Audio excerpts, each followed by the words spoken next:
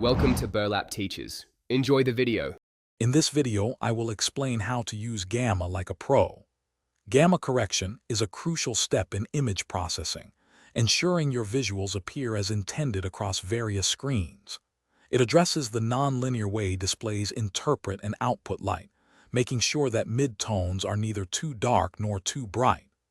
A standard gamma value of 2.2 is widely adopted, providing a balanced and natural look to your images. Mastering gamma is key for professional-grade visual consistency. Let's dive deeper into how different gamma values affect your images. When you set a gamma value below 1.0, like 0.8, you'll notice the midtones become brighter, lifting shadows and increasing overall luminosity. Conversely, a value above 1.0, such as 2.5, will darken those midtones, adding depth and richness. Even subtle changes like a 0.1 adjustment can dramatically shift the mood and impact of your visuals. Now, let's talk about applying gamma practically. It's generally best to perform gamma correction after you've completed your primary color grading.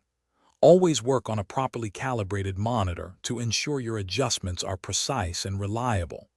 After making changes, review your image on several different screens, including mobile devices and televisions, to confirm consistent appearance. The goal is a natural, balanced look, so avoid pushing the gamma too far in either direction. To truly use gamma like a pro, it's important to avoid common pitfalls. One frequent mistake is overcorrecting, which can lead to either crushed blacks, where shadow details are lost, or blown-out whites, losing highlight information.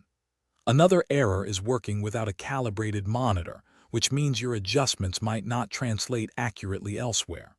Also, applying gamma too early in your editing process can complicate subsequent color work, making your workflow less efficient. Thanks for watching. Consider subscribing if this video helped you.